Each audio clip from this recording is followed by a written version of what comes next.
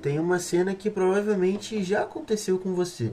Você está deitado na cama, já passou da meia-noite e por algum motivo você começa a pensar na vida. Você pensa naquele projeto que queria começar, naquela habilidade que queria aprender, naquela ideia que está na sua cabeça há meses e talvez anos. E naquele momento tudo faz sentido. Você imagina como seria se desse certo, como sua vida poderia mudar, como seria legal olhar para trás e dizer: foi aqui que tudo começou.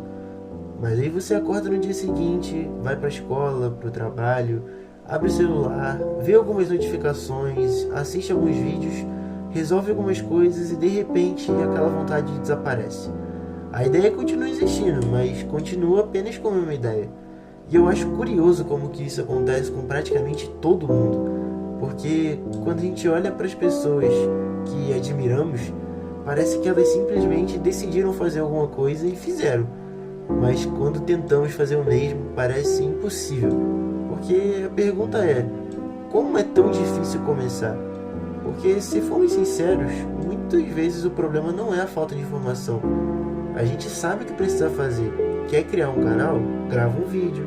Quer aprender inglês? Começa a estudar. Quer escrever um livro? Escreve a primeira página.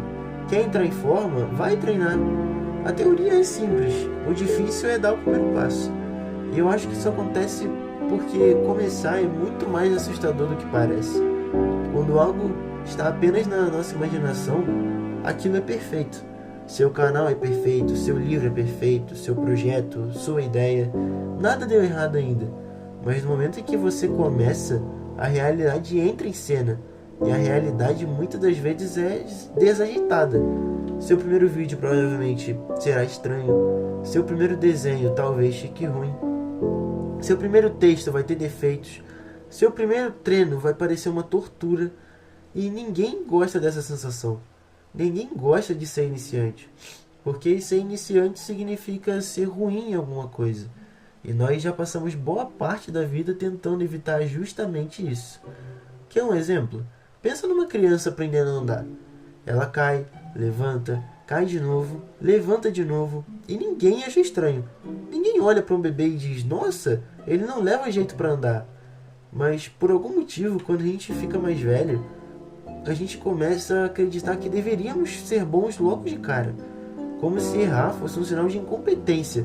Como se falhar fosse uma prova de que não nascemos para aquilo. E isso cria um problema enorme, porque começamos a confundir desconforto com incapacidade. Só porque algo parece difícil, achamos que não somos capazes.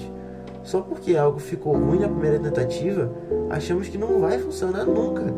Mas quase tudo que vale a pena começa assim: estranho, desajeitado, imperfeito.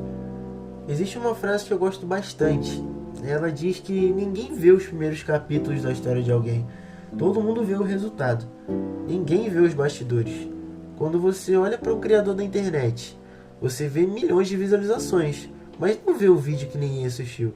Não vê os erros, os momentos em que ele pensou em desistir. Você vê o capítulo 20, mas compara com o seu capítulo 1. E essa comparação é muito injusta, porque todo mundo quer ter resultado de veterano sem passar pela fase de iniciante. Mas isso simplesmente não existe. E talvez aí que mora o medo. Não é o medo de começar, é o medo do que vem depois. De não ser bom, de fracassar, de ser julgado, de ouvir um não. O medo de descobrir que a realidade é mais difícil do que a imaginação. Porque enquanto o sonho está na nossa cabeça, ele está protegido. Nada pode dar errado. Mas quando você age, você se expõe. E isso assusta e muito. O escritor Steven Pressfield chama isso de resistência. Segundo ele, quanto mais importante é uma coisa para nós, maior parece ser a força que tenta nos impedir de fazê-la.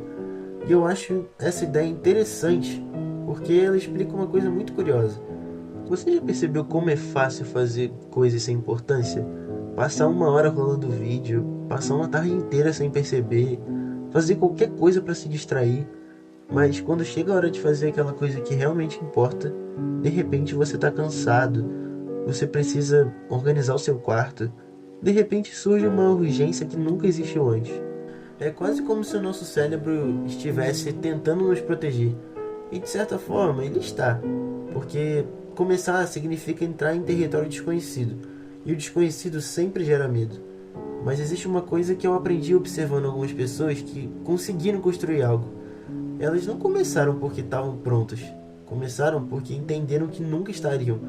E a gente gosta de imaginar que um dia a gente vai acordar cheio de confiança, sem dúvida, sem inseguranças e sem medo. Mas talvez esse dia nunca chegue. Talvez a confiança não seja o ponto de partida, e sim a consequência. Pensa em andar de bicicleta. Ninguém ganha confiança antes de subir na bicicleta.